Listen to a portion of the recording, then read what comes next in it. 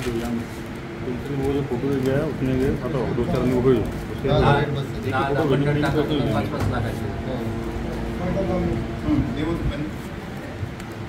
दस बैठते गए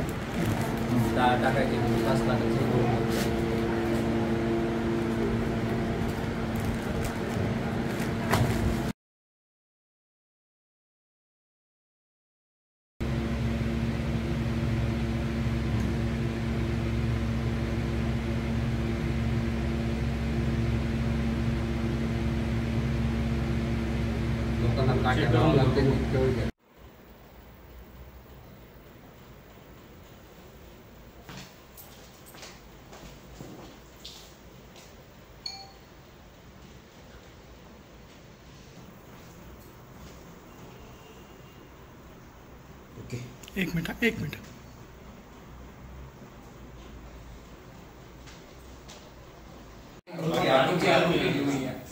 चांगलं झालं ते अजून सगळे एखादं लोकेशन मुंबईला आहे, नवी मुंबईला, पर ऐसे एक्चुअली आप लोग को बातमी लगानी चाहिए, ज़्यादा बढ़ेगा मतलब बहुत बड़ा व्यापारी है, 9-10 मिल है, फिर भी ये नको रिकॉर्ड नहीं रिकॉर्ड ना नाही परिस्थिती अडीच कोटी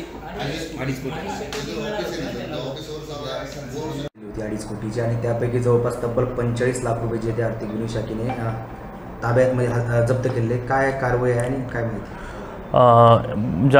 जालनाचे एक व्यापारीला फसवणूक झाली होती. त्यांना कमी दरामध्ये 250 कोटीचा कर्ज उपलब्ध करून देण्याच्या आमिष दाखवून कर्नाटकची एक टोली होती. त्यांनी त्यांच्याकडून 2.5 कोटी असा 1% जे टोटल अमाऊंट होता 250 कोटी त्याचे 1% फीस म्हणून त्यांच्याकडून त्यांनी फसवणूक करून घेतलेला होता. आणि तो केसमध्ये FIR दाखल झाला होता आणि तपास आपला आर्थिक गुन्हे शाखेला दिली होती. तो प्रकरणमध्ये आर्थिक गुन्हे शाखेचे तपासी अधिकारी API एकशिंगे यांनी त्यांची टीमसोबत कर्नाटकला जाऊन एक आरोपीला हस्तगत केला, आरोपीला अटक केला. त्याची 8 दिवस नंतर 3 दिवस वाढवून असं एकूण 11 दिवसची पोलीस कस्टडी भेटली होती. त्यांचे कर्नाटकला जाऊन त्यांचे घर झडती करून त्यांचे वेगवेगळे ठिकाणच्या तपासणी करून असा एकूण 42 लाखाची कॅश हस्तगत केला आणि 3-3.5 लाखपर्यंतचा गोल्ड आपण हस्तगत केलेला आहे. हा गुन्ह्यामध्ये अजून आरोपीचा शोध चालू आहे. तो आरोपीला अटक करण्याचा प्रयत्न स्टार्ट आहे आणि 2.5 कोटीपैकी आपला प्रयास आहे की जास्तीत जास्त अमाऊंट आपण हस्तगत करून तो व्यापारीला परत करणार. सर, हा जो गुन्हेगार हा सराईत गुन्हेगार आहे का आणि यावर अगोदर कुठे गुन्हे दाखल याची काही माहिती मिळाली? हा गुन्हेगार फार सराईत आहे आणि याच्यावर कर्नाटकमध्ये चिकमंगलूर वरून आपण आरोपीला आणला होता. त्या डिस्ट्रिक्टमध्ये यांच्यावर जवळपास 20 FIR दाखल यांच्यावर आहे. आणि असा स्कीम बरेच लोक म्हणजे असा स्कीमचा आमिष दाखवते. त्यामुळे एक अपील पण आहे लोकांना की एक इंग्लिशमध्ये आपण म्हणतो there are no free lunches, की फ्रीमध्ये काहीच नाही भेटते. जेव्हा तुम्हाला एवढे कमी दरात काही असा आमिष कोणी दाखवते तेव्हा तुम्हाला लक्षात आले पाहिजे की हा एक फ्रॉड आहे.